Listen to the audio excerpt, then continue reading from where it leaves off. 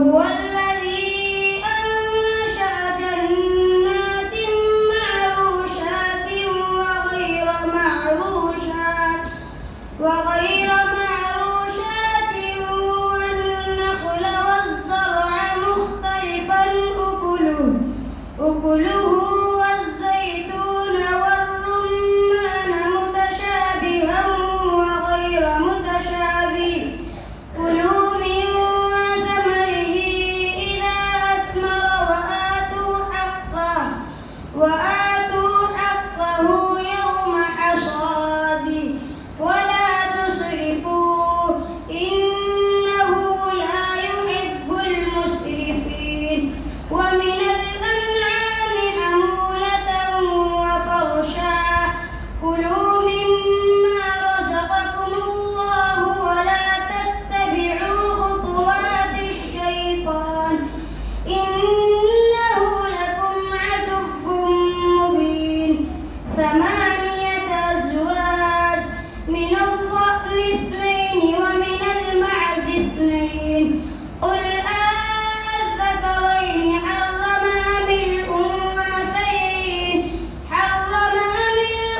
الأنثيين أما اشتملت عليه أرحام الأنثيين نبئوني بعلم إن كنتم صادقين ومن الإبل 2 ومن البقر 2 قل أذكرين حرم أم الأنثيين أما اشتملت عليه أرحام الأنثيين أم كنتم شهداء إذ وصاكم الله بهذا فمن أظلم ممن افترى على الله كذبا ليضل الناس بغير علم إن الله لا يهدي القوم الظالمين صدق الله العظيم.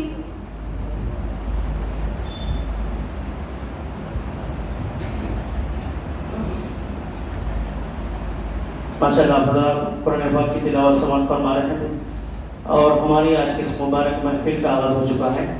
اب اس کے بعد میں آپ صلی اللہ علیہ وسلم کی بارگاہ میں نذران عقیدت اور گلہائے عقیدت پیش کرنے کے لیے میں مدرسہ ہدیٰ کے استاد حافظ شیخ رفاع سے گزارش کرتا ہوں کہ وہ آئے نعت پاک پیش فرمائیں.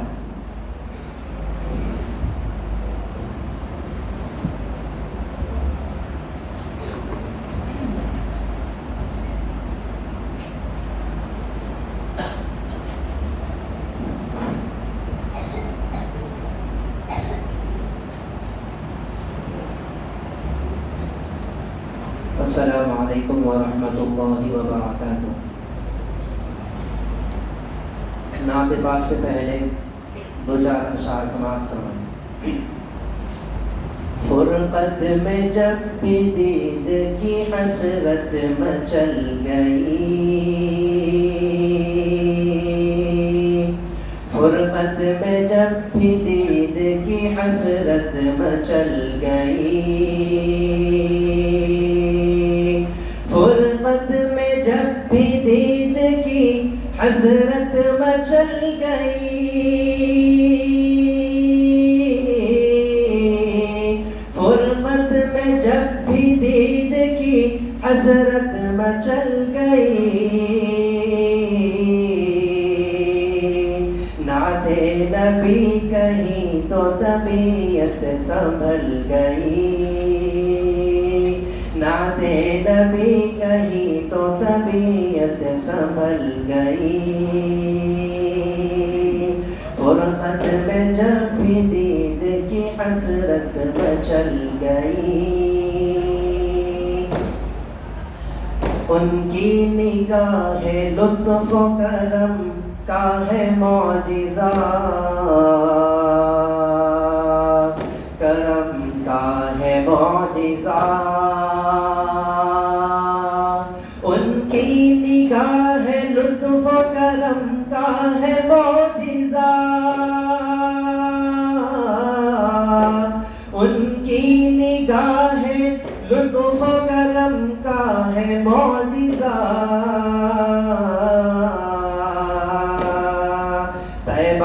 میں جا کے اپنی تو قسمت بدل گئی، طیبہ میں جا کے اپنی تو قسمت بدل گئی، نعت نبی کہی تو طبیعت مچل گئی، روزے کی جالیوں پہ پڑی جب سے یہ نظر، پڑی جب سے یہ نظر، روزے کی جالیوں پہ پڑی جب سے ہے نظر، روزے کی جالیوں پہ پڑی جب سے ہے نظر، دنیا کی دلکشی میرے دل سے نکل گئی، دنیا کی دلکشی میرے دل سے نکل گئی، نعت نبی کہی تو طبیعت مچل گئی۔ اس کے بعد ایک مکمل نعت پاک سماعت فرمائیں۔ خلق میں افضل میرے پیمبر صلی اللہ علیہ وسلم، خلق میں افضل میرے پیمبر صلی اللہ علیہ وسلم، رحمت عالم سب کے ہیں سرور صلی اللہ علیہ وسلم، رحمت عالم سب کے ہیں سرور صلی اللہ علیہ وسلم، شرم سے سارے چاند ستارے جن کے آگے جھک جاتے ہیں، شرم سے سارے چاند ستارے جن کے آگے جھک جاتے ہیں، خوب ہنسی ہے چہرہ انور صلی اللہ علیہ وسلم، خوب ہنسی ہے چہرہ انور صلی اللہ علیہ وسلم، رحمت عالم سب کے ہیں سرور صلی اللہ علیہ وسلم، دنیا کے پر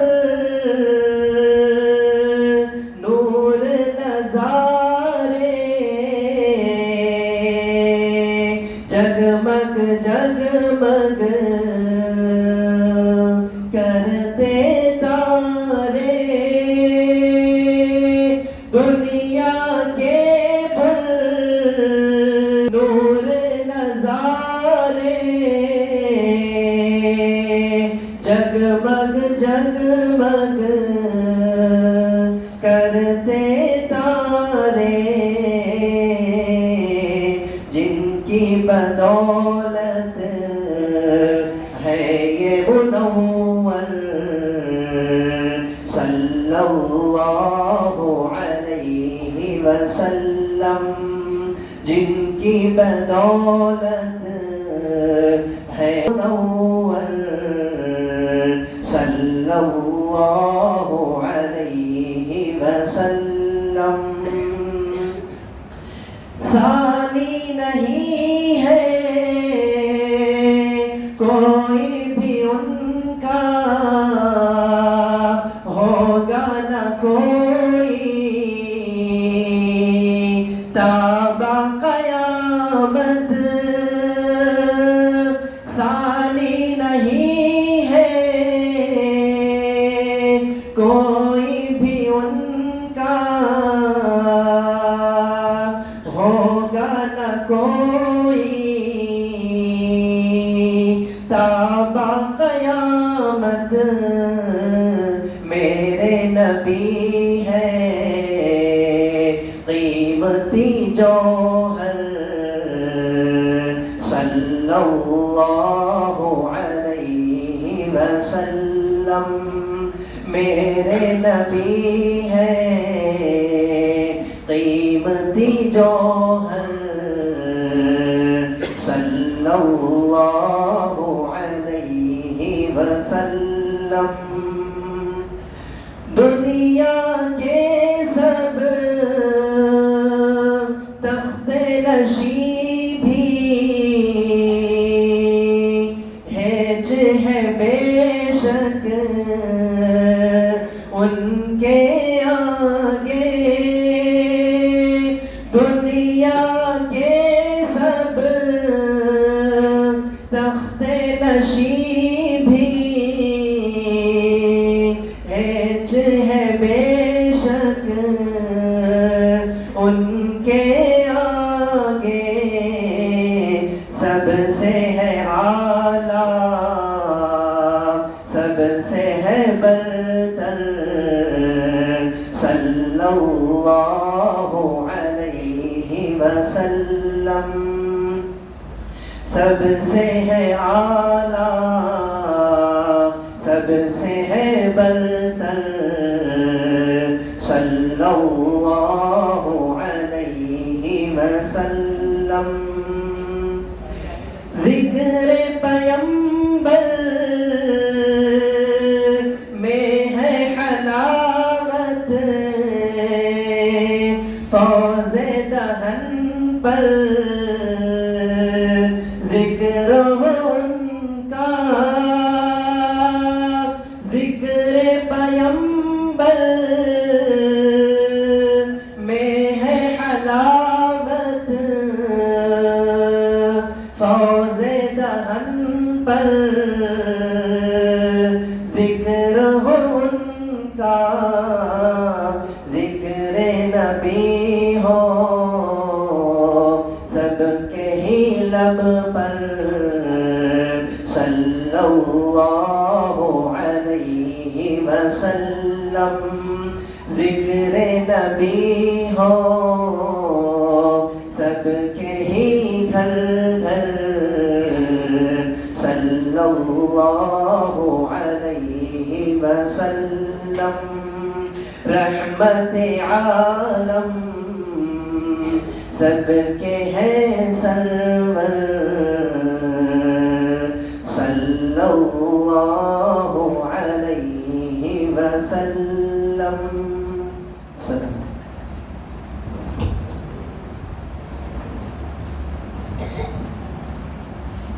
ماشاءاللہ حضرات نعت پاک سماعت فرما رہے تھے.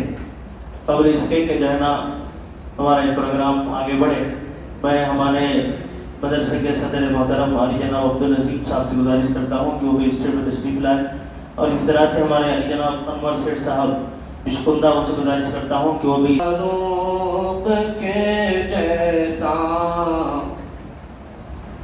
اگر کردار ہو جائے، عمر فاروق کے جیسا اگر کردار ہو جائے، عمر فاروق کے جیسا اگر کردار ہو جائے، عمر فاروق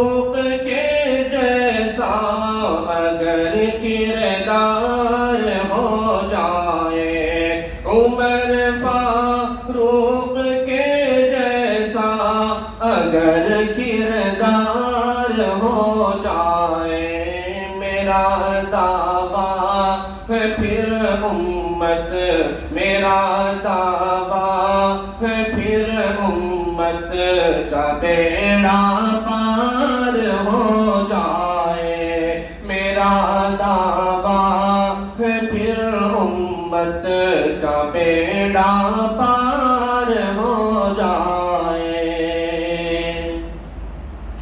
نگاہیں سو رہی ہے اور دل بیدار ہو جائے، نگاہیں سو رہی ہے اور دل بیدار ہو جائے، نگاہیں سو رہی ہے اور دل بیدار ہو جائے، نگاہیں سو رہی ہے اور دل بیدار ہو جائے، محمد مصطفیٰ کا خواب، محمد مصطفیٰ کا خواب میں دیدار ہو جائے، محمد مصطفیٰ کا خواب میں دیدار ہو جائے۔ نعت پاک ملاحظہ کریں۔ دکھ میں مصیبتوں میں بھی رہ کر مزے میں ہے، دکھ میں مصیبتوں میں بھی رہ کر مزے میں ہے، دکھ میں مصیبتوں میں بھی رہ کر مزے میں ہے، ان کا جو نام لیوا ہے وہ گھر مزے میں ہے، ان کا جو نام لیوا ہے وہ گھر مزے میں ہے، عشق نبی میں نعت کی محفل مزے میں ہے، محفل مزے میں ہے، عشق نبی میں نعت کی محفل مزے میں ہے، پڑھ کر مزے میں ہے کوئی سن کر مزے میں ہے، پڑھ کر مزے میں ہے کوئی سن کر مزے میں ہے، جنت کی سیر کرتا ہے مرنے کے ساتھ ہی، مرنے کے ساتھ ہی، جنت کی سیر کرتا ہے مرنے کے ساتھ ہی، عاشق نبی کا قبر کے اندر مزے میں ہے، عاشق نبی کا قبر کے اندر مزے میں ہے،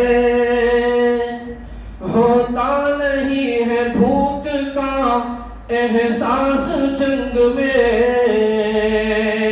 احساس جنگ میں، ہوتا نہیں ہے بھوک کا احساس جنگ میں،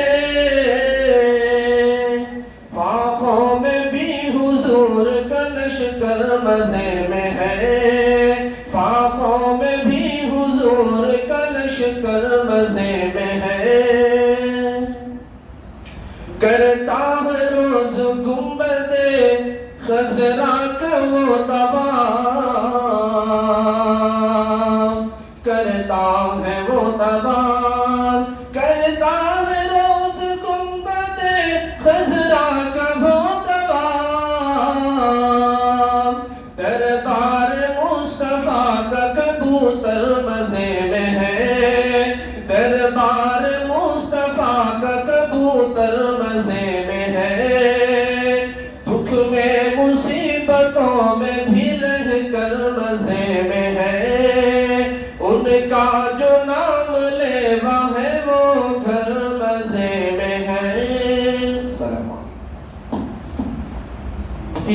عرفان صاحب قاسمی دامت برکاتہم جو حضرت کامرڈی تشریف لائے ہیں، حضرت کی شہر میں اطراف میں بڑی خدمات ہیں، اور جو ہے نا ہم سے لگاؤ ہے حضرت کا، تو جو ہے نا آج ہماری اس چھوٹی سی دعوت پر آپ تشریف لائے ہیں، اس لیے میں بڑے ادب و احترام کے ساتھ میں مفتی صاحب سے گزارش کرتا ہوں کہ ہم دعاؤں کو اپنی قیمتی نصیحت سے مستفید فرمائیں۔ الحمد لله نحمده ونستعينه ونستغفره ونؤمن به ونتوكل عليه ونعوذ من شرور أنفسنا ومن سيئات أعمالنا ونعوذ بالله من شرور أنفسنا ومن سيئات أعمالنا ونعوذ بالله من شرور أنفسنا ومن سيئات أعمالنا من يهده الله فلا مضل له ومن يضلله فلا هادي له ونشهد أن لا إله إلا الله وحده لا شريك له ونشهد أن سيدنا ومولانا محمدا عبده ورسوله أما بعد فأعوذ بالله من الشيطان الرجيم بسم الله الرحمن الرحيم لقد كان لكم في رسول الله أسوة حسنة وقال تعالى وما أرسلناك إلا رحمة للعالمين صدق اللہ العظیم۔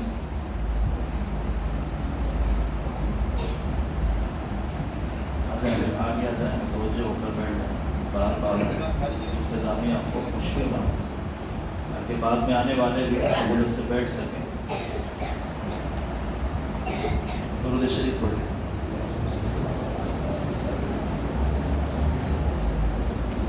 عزیزوں، بزرگوں اور دوستوں، ہم سب یہاں پر جو جمع ہوئے ہیں، ہم جانتے ہیں کہ یہاں ہم رسول اللہ صلی اللہ علیہ وسلم کی سیرت اور آپ کی زندگی اور آپ کی حیات اور آپ کے واقعات کے تذکرے کے لیے جمع ہوئے ہیں۔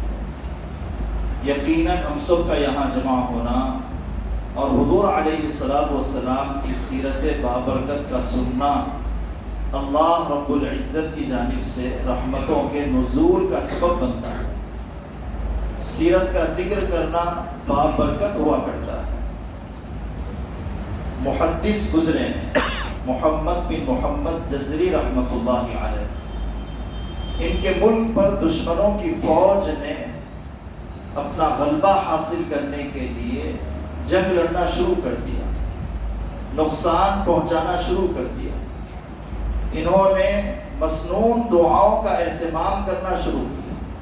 حضور علیہ الصلوۃ والسلام سے جو منقول دعائیں ہیں ان دعاؤں کو پڑھنا شروع کر دیا۔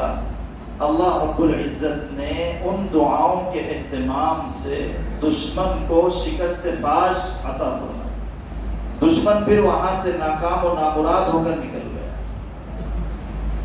یہ حضور علیہ الصلوۃ والسلام کی دعاؤں کی برکت ہے۔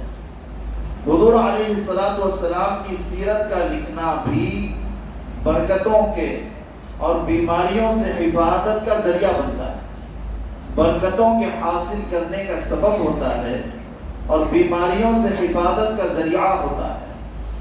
حضرت حکیم الامت اشرف علی تھانوی نور اللہ مرقدہ فرماتے ہیں کہ جس وقت تھانہ بھون میں جو حضرت کا گاؤں ہے وبائی امراض پھیلنا شروع ہو گئے، بیماری پھیلنا شروع ہو گئی، حضرت نے اندازہ لگایا اور تجربہ کیا کہ جس دن سیرت لکھتے تھے اس دن کسی کی لاش اور میت جنازہ پڑھنے کے لیے مسجد میں نہیں لاتی تھی، مسجد میں نہیں لائی جاتی تھی۔ اس دن کسی کا انتقال نہیں ہوتا تھا، مرنے والوں کی تعداد بھی کم ہوتی تھی۔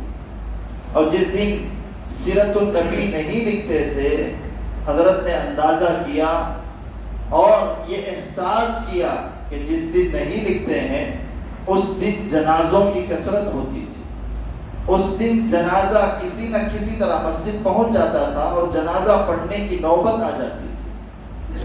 تو اس سے اندازہ ہوتا ہے، حضرت یوں فرماتے ہیں کہ سیرت النبی کا لکھنا بھی بیماریوں اور طاعون اور وبائی امراض سے حفاظت کا ذریعہ ہوتا ہے۔ بہت بڑے اللہ والے گزرے ہیں، علامہ بختوری رحمۃ اللہ علیہ، فالج کا اثر ہوا، ناف سے لے کر پیر کا پورا حصہ، کمر کا حصہ فالج سے متاثر ہو گیا، جسم کے اندر حرکت ختم ہو گئی اور جسم کے اندر جگہ جگہ سفید داغ نکلنے شروع ہو گئے۔ انہوں نے یہ خیال کیا اور یہ سوچا کہ خالی وقت کیا کریں گے، بیکار میں وقت ضائع جا رہا ہے، برباد ہو رہا ہے، چلو میں رسول اللہ صلی اللہ علیہ وسلم کے اوصاف اور آپ کے صفات حمیدہ کو نعت کی شکل میں لکھوں۔ انہوں نے اشعار لکھنا شروع کر دیا اور جیسے ہی اس شعر پر پہنچے، یا ربی صلی وسلم دائما ابدا علی حبیبک خیر الخلق کلہم، آنکھ لگ گئی، نیند آ گئی، خواب میں رسول اللہ صلی اللہ علیہ وسلم کی زیارت ہو رہی ہے۔ حضور علیہ السلام یوں ارشاد فرما رہے ہیں کہ محترم بتاؤ، تم نے جو اشعار لکھے ہیں وہ مجھے بڑے پسند آئے ہیں، میں اس پر تمہیں انعام دینا چاہتا ہوں۔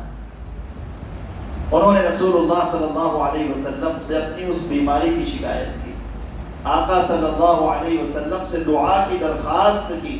حضور علیہ السلام نے دعا فرمائی۔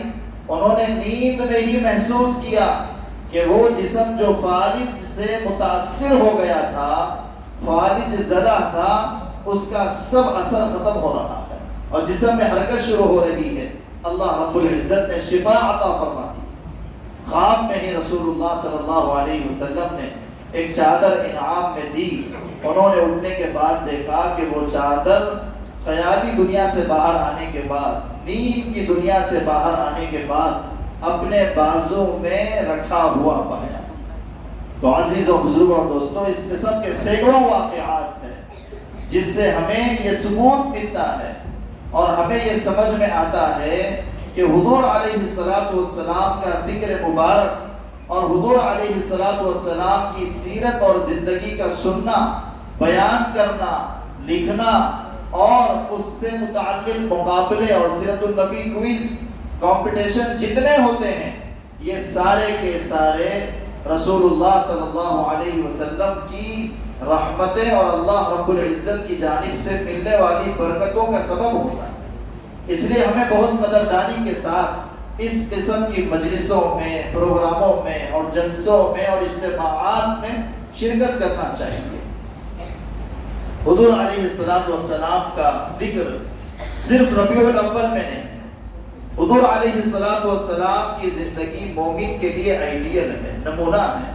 اللہ رب العزت قرآن پاک میں فرماتے ہیں، لَقَدْ كَانَ لَكُمْ فِي رَسُولِ اللَّهِ أُسْوَةٌ حَسَنَةٌ لِمَنْ كَانَ يَرْجُو اللَّهَ وَالْيَوْمَ الْآخِرَ وَذَكَرَ اللَّهَ كَثِيرًا، کہ اللہ رب العزت نے رسول اللہ صلی اللہ علیہ وسلم کی زندگی کو اسوہ بنایا ہے، آئیڈیل بنایا ہے، نمونہ بنایا ہے، ہیرو حضور علیہ السلام ہے۔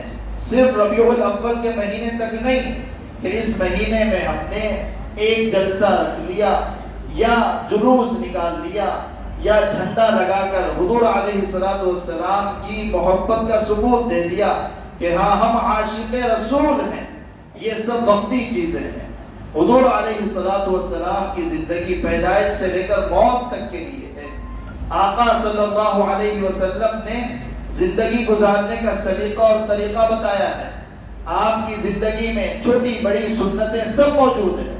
سنت کہتے ہیں طریقے کو، وہ طریقہ جو رسول اللہ صلی اللہ علیہ وسلم نے انجام دیا ہے، وہ طریقہ کہ جس کو ہم اپنائیں گے تو حضور علیہ السلام کی سنت پر چلنے کی برکت سے اللہ رب العزت اجر اور ثواب عطا فرمائیں گے، گمراہیوں سے اور ضلالت سے محفوظ فرمائیں گے، شیطانی وساوس سے اور شیطانی خباثتوں سے، جادو اور سحر سے حفاظت فرمائیں گے۔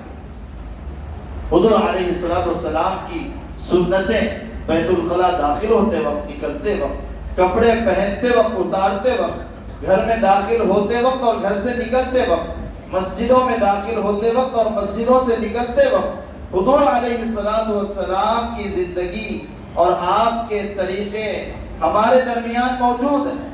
علماء کرام نے کتابیں لکھی۔ ایک عالم دین نے ابو بکر بن مصطفیٰ پٹنی دامت برکاتہم نے کتاب لکھی سنن و آداب قرآن حدیث کی روشنی میں، جس میں تقریباً 1900 سنتیں اور آداب لکھے ہوئے ہیں۔ علماء نے کتابیں لکھی، الف سنت فی الیوم واللیلہ، ایک دن اور ایک رات میں 1000 سنتوں پر عمل کیا جا سکتا ہے، 1000 سنتوں پر عمل کیا جا سکتا ہے۔ دن اور رات کے اوقات 24 گھنٹے پر مشتمل ہوتے ہیں۔ الف سنت فی الیوم واللیلہ، کہ رات میں اور دن میں اگر کوئی سنتوں کے مطابق اپنی زندگی کو گزارنا چاہتا ہے تو 1000 سنتوں پر مشتمل زندگی گزار سکتا ہے۔ اب آپ اندازہ لگائیے ہماری زندگی میں ہم جبکہ حضور علیہ السلام کی محبت کے دعوے دار ہیں، حضور علیہ السلام سے عشق کا ہم ثبوت دیتے ہیں، کیا وہ طریقے جو رسول اللہ صلی اللہ علیہ وسلم کی زندگی میں تھے، صحابہ کی زندگی میں تھے، وہ طریقے اور وہ سنتیں ہماری زندگی میں ہیں؟ ہر آدمی اس کا جائزہ لے اور محاسبہ کرے۔ حضور علیہ السلام سے لے کر حضرت آدم علیہ السلام تک کوئی رشتہ مرد اور عورت کا زنا والا نہیں تھا۔ آقا صلی اللہ علیہ وسلم کی ولادت اور حضور علیہ السلام کی ولادت دنیا میں ہوئی، یہودن عورت نے دیکھ کر پہچانا۔ حضرت عبداللہ رضی اللہ عنہ کو، جو حضور علیہ السلام کے والد گرامی ہیں، حضرت عبداللہ کو دیکھا اور دیکھ کر اس نے اندازہ لگایا کہ ان کی پیشانی سے جو نور چمک رہا ہے یہ وہی نور ہے جو ہماری کتابوں میں لکھا ہوا ہے کہ آخر زمانے میں آخری نبی اور آخری رسول اور آخری پیغمبر آنے والے ہیں۔ اس نے کوشش کی اور حضرت عبداللہ کو اپنی طرف بلانے اور زنا کرنے کی دعوت دی، تاکہ وہ نور جو حضرت عبداللہ کے چہرے پر چمک رہا ہے، وہ نور جو حضرت عبداللہ کے پیشانی سے ظاہر ہو رہا ہے، میرے پیٹ میں منتقل ہو جائے۔ حضور علیہ السلام حضرت عبداللہ نے نکاح کے بعد حضرت آمینہ رضی اللہ عنہا کے پیٹ میں وہ نور منتقل ہوا۔ حضرت عبداللہ کا جب نکاح ہوا اور نکاح والی زندگی کے ساتھ عام جیسے انسان دنیا میں پیدا ہوتے ہیں، ایسے نہیں جیسے حضرت آدم کو پیدا کیا گیا، ایسے نہیں جیسے حضرت عیسیٰ کو بغیر باپ کے پیدا کیا گیا، عام انسانوں کی طرح، کہیں ایسا نہ ہو کہ جیسے فرعونیوں نے حضرت موسیٰ کو خدا بنا لیا، جیسے عیسیٰ علیہ السلام کے ماننے والوں نے حضرت عیسیٰ کو خدا بنا لیا، جیسے حضرت آدم کے زمانے کے لوگوں نے حضرت آدم کو خدا بنا لیا، کہیں ایسا نہ ہو کہ رسول اللہ صلی اللہ علیہ وسلم کو بھی خدا بنا لیا جائے۔ عام فطرت کے مطابق رسول اللہ صلی اللہ علیہ وسلم کی ولادت ہوئی۔ اس یہودن نے دیکھا اور اندازہ لگایا اور پہچان لیا کہ وہ نور جو حضرت عبداللہ کی پیشانی سے چمک رہا تھا وہ کسی عورت کے پیٹ میں منتقل ہو گیا۔ آقا صلی اللہ علیہ وسلم فرماتے تھے کہ مجھے دو ذبیحوں والے باپ ملے، میں انہی کے خاندان سے ہوں۔ ایک تو حضرت اسماعیل علیہ السلام جو حضور علیہ السلام کے نسب میں دادا شمار ہوتے ہیں، اور ایک عبد المطلب ہیں جو حضور علیہ السلام کے دادا ہیں۔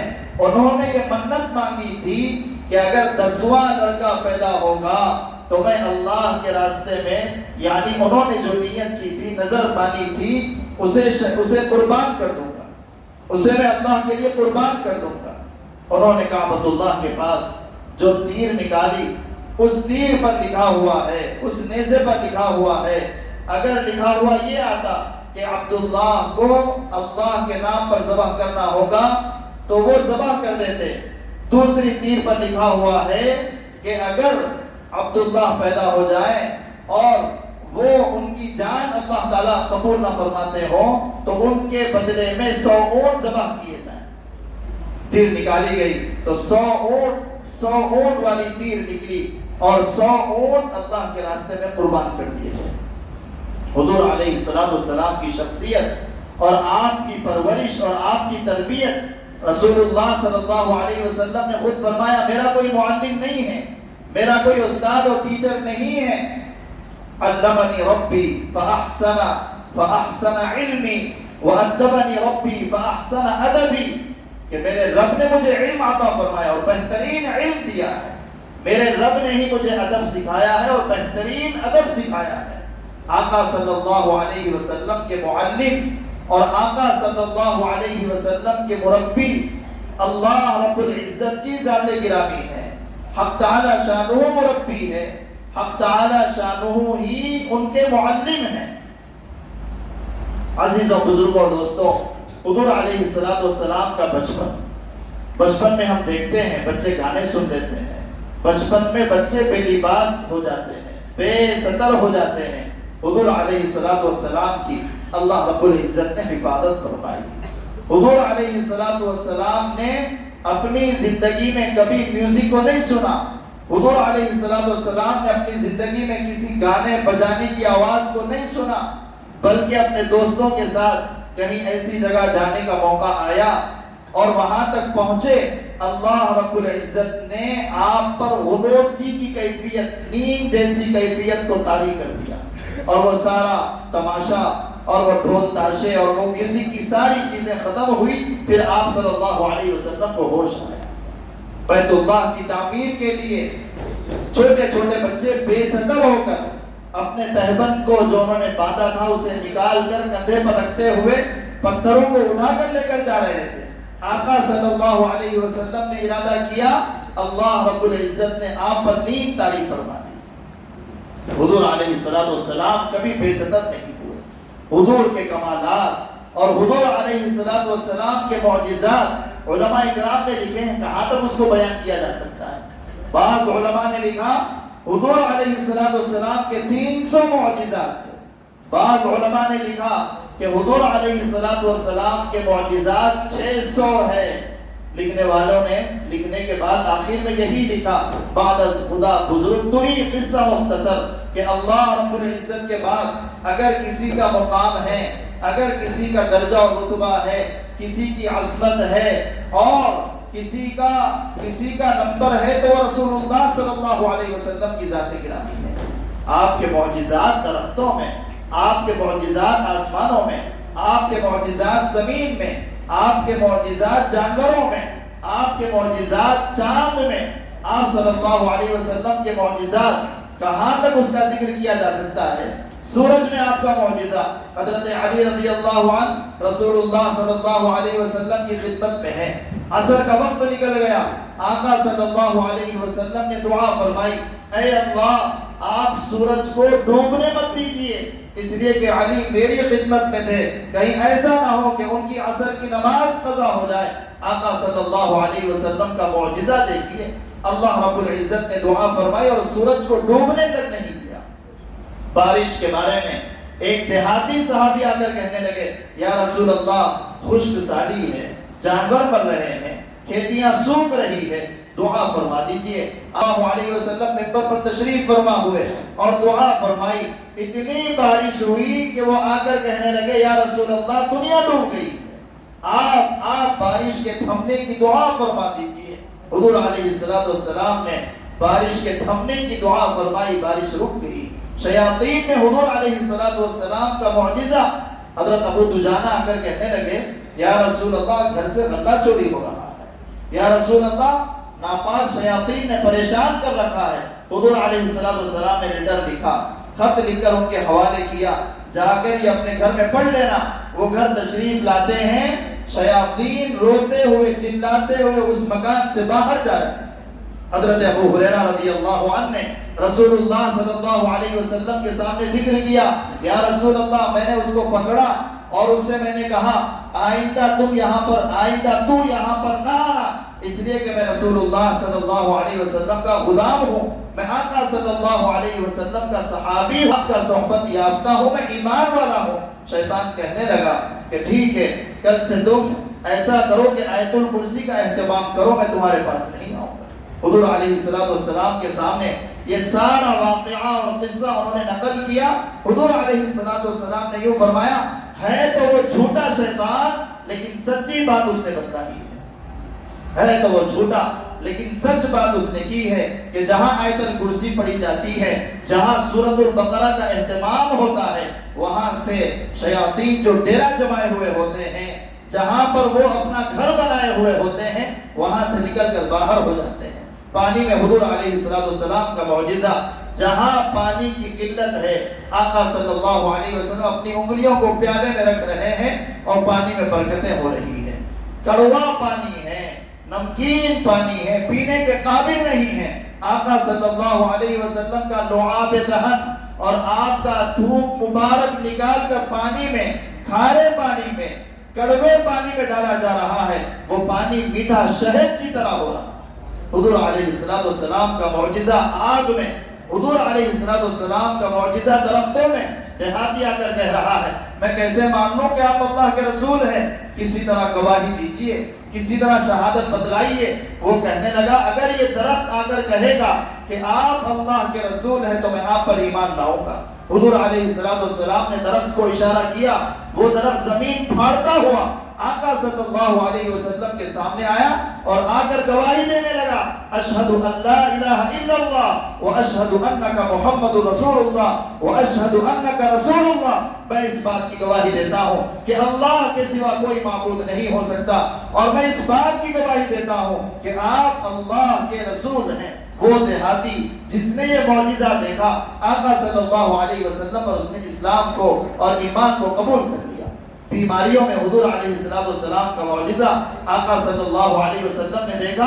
صحابہ کرام کو مدینہ کی فضا موافق نہیں ہو رہی ہے اور طبیعت ناساز ہو رہی ہے، طبیعتیں خراب ہو رہی ہے. حضور علیہ السلام نے دعا فرمائی اے اللہ آپ مدینہ سے بخار کو نکال دیجئے، آپ مدینہ سے بخار کو نکال دیجئے. اللہ رب العزت نے دعا قبول فرمائی اور مدینہ کی فضائیں صحابہ اکرام کے لیے موافق ہو گئی. پھلوں میں حضور علیہ السلام کا معجزہ، کہاں تک معجزات کو سنایا جائے.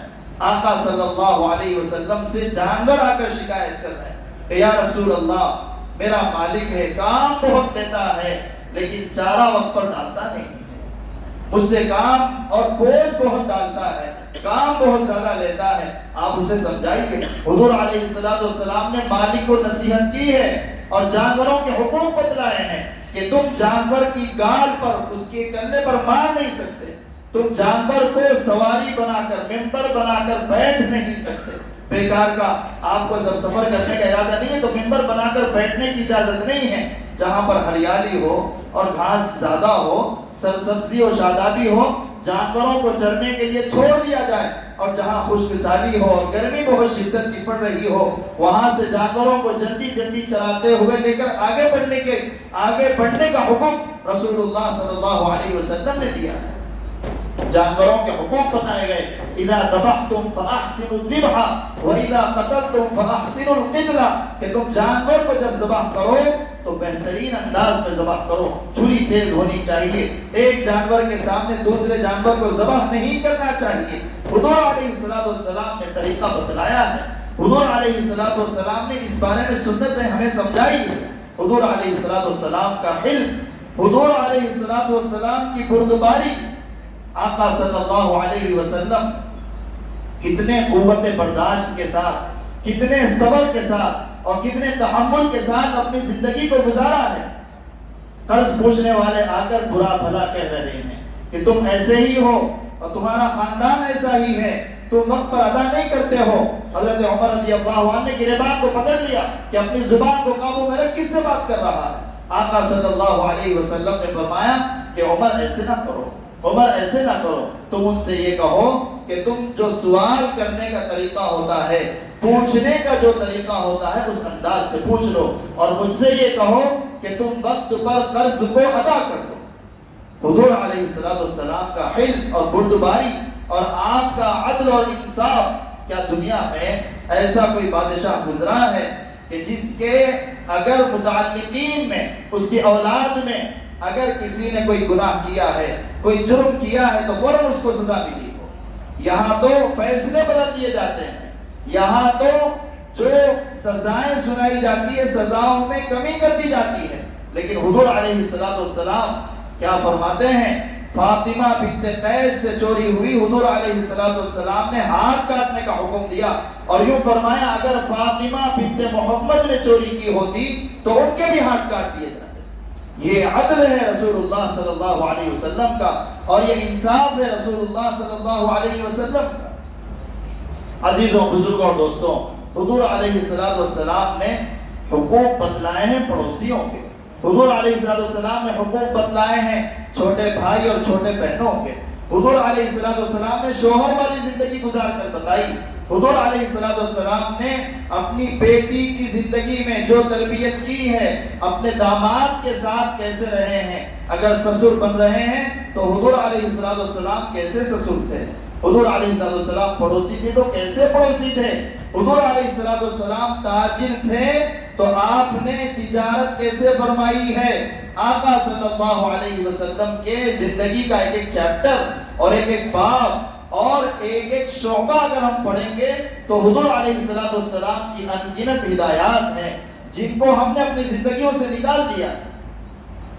فضیلت کا معیار حضور علیہ السلام نے جو بتلایا ہے وہ معیار تقوی کو بتلایا ہے کہ زندگی اگر گزار رہے ہو تو شریعت کے مطابق گزارو، زندگی اگر گزار رہے ہو تو قرآن و سنت کے مطابق گزارو، زندگی اگر گزار رہے ہو تو آقا صلی اللہ علیہ وسلم کی سنت کے مطابق گزارو۔ حضور علیہ السلام نے یوں فرمایا لا فضل لعربی علی عجمی ولا لعجمی علی عربی ولا احمر علی اسود ولا لاسود علی احمر الا بالتقوی۔ اللہ رب العزت نے قرآن میں فرمایا ان اکرمکم عند اللہ اتقاکم۔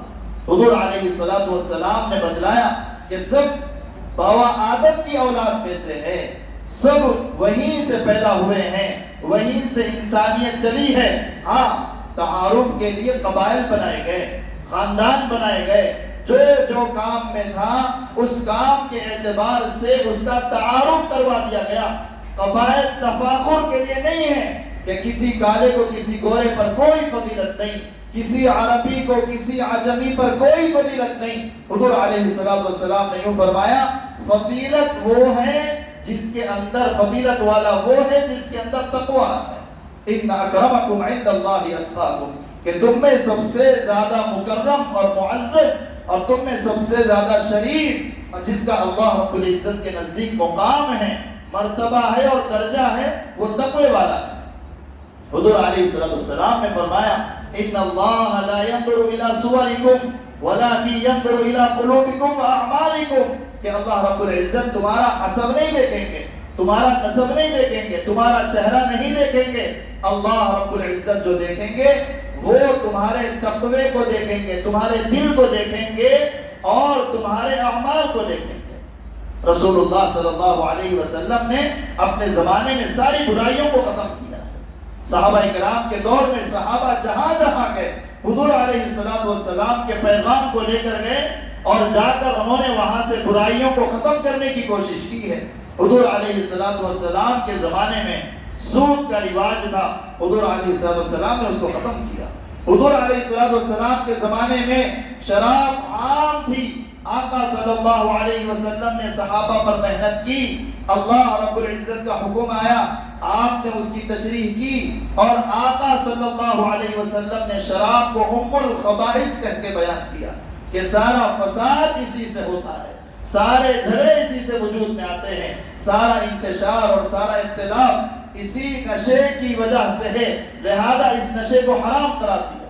حضور علیہ السلام نے یوں فرمایا ما اسکرہ کثیر فقلیلہ حرام، کہ جس کا زیادہ پینا آدمی کو نشے کی طرف لے کر جاتا ہے، اس کا تھوڑا پینا، اس کا قطرہ بھی حرام ہے۔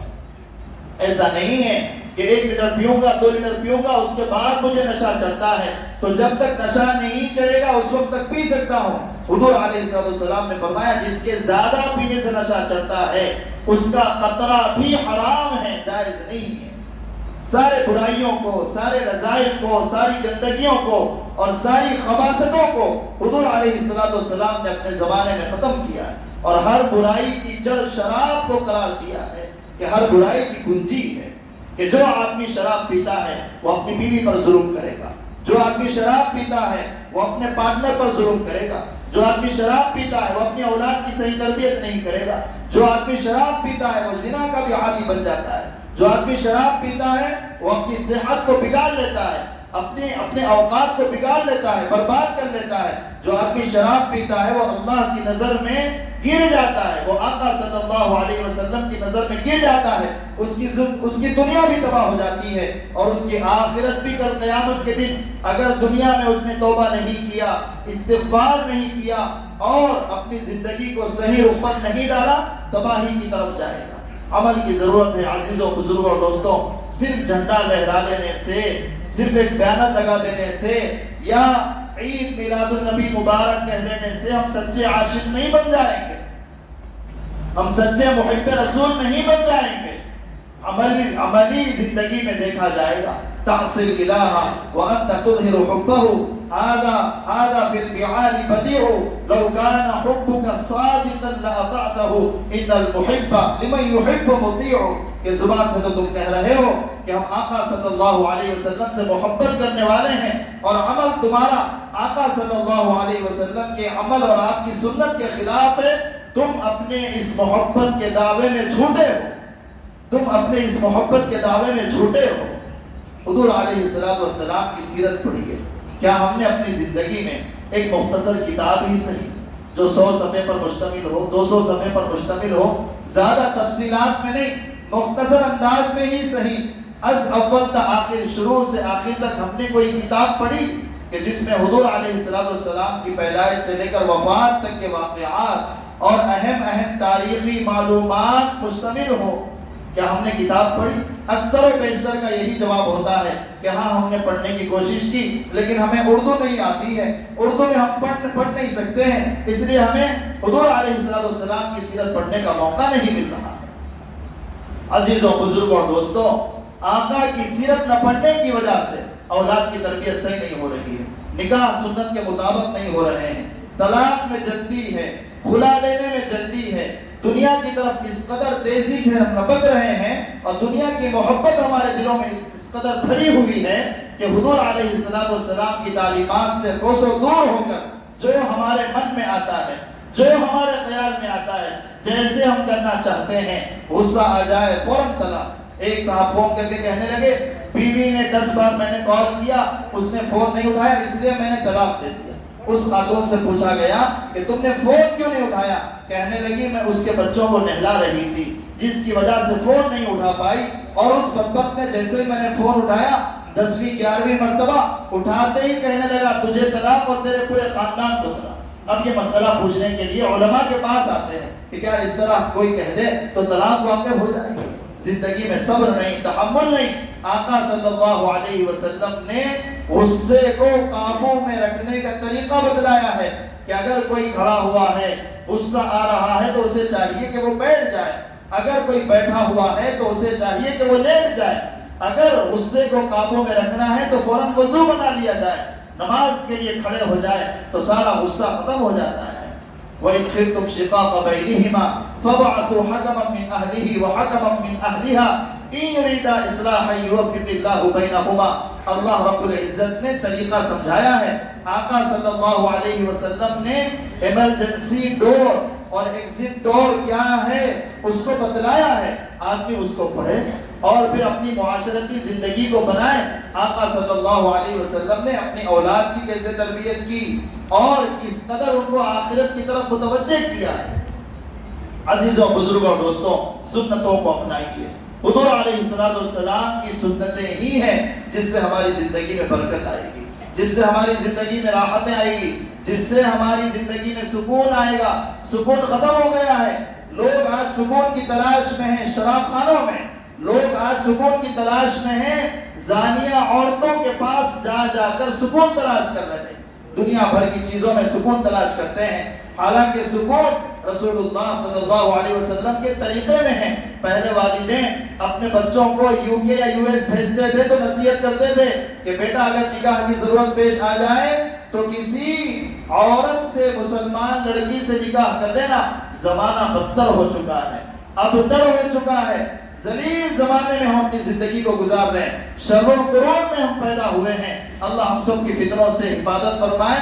اب والدین کو نصیحت کرنا پڑ رہا ہے کہ بیٹا اگر تمہیں نکاح کرنا ہی ہے، ضرورت پیش آ جائے تو کسی عورت سے ہی نکاح کرنا، کسی مرد سے نکاح نہ کرنا۔ زمانہ اس قدر برائیوں کی طرف جا رہا ہے۔ عزیزوں، بزرگوں، دوستوں، حضرت حکیم اختر صاحب رحمۃ اللہ علیہ فرماتے تھے اگر داڑھی رسول اللہ صلی اللہ علیہ وسلم کی سنت نہ ہوتی تو حضرت آقا صلی اللہ علیہ وسلم اگر داڑھی خوبصورتی کا ذریعہ نہ ہوتی تو اللہ رب العزت حضرت آقا صلی اللہ علیہ وسلم کے چہرے پر نہ سجاتے. وہ یہ محبوبیت کا ذریعہ ہے, یہ خوبصورتی کا ذریعہ ہے, اس لیے اللہ رب العزت نے حضور علیہ السلام کے چہرے پر داڑھی کو سجایا ہے. آج ہم دیکھتے ہیں کتنے مسلمان ہیں جو سر پر ٹوپی نہیں رکھتے, ہمارا لباس اسلامی نہیں ہوتا, ہماری وضاقتہ, ہماری اولاد کی وضاقتہ اسلام کے خلاف ہوتی ہے, چہرے پر داڑھی نہیں ہے, اگر ٹوپی نکال کر مارکیٹ میں نکل جائے تو پہچان نہیں سکتے. کوئی اجنبی آدمی آ جائے تو پوچھ لے کہ کیا آپ مسلمان ہیں, وہ بتائے گا ہاں ہم مسلمان ہیں, پھر اندازہ ہوتا ہے کہ ہاں یہ مسلمان ہے. مسلمان کی یہ پہچان ہے کہ سر پر ٹوپی ہوتی ہے, چہرے پر داڑھی ہوتی ہے اور وہ زندگی گزارتا ہے سنتوں کے مطابق. میں اپنی بات کو ختم کر رہا ہوں. میرے عزیزوں, بزرگوں اور دوستوں, ربیع الاول کا مہینہ ہمیں آقا صلی اللہ علیہ وسلم کی زندگی کو یاد دلاتا ہے. ہمارے پاس ماحول بنا ہوا ہے کہ جیسے ربیع الاول کا مہینہ آتا ہے سیرت النبی کے پروگرام رکھے جاتے ہیں, جلسے رکھے جاتے ہیں, اجلاس منعقد کیے جاتے ہیں, اور ان سب کا مقصد یہی ہوتا ہے کہ ہم یہاں سے پیغام لے کر جائیں, ہم یہاں سے ارادہ کر کے جائیں کہ انشاءاللہ ہمارے جو معاملات دوسروں کے ساتھ خراب ہو چکے ہیں ان معاملات کو ہم درست کر لیں گے.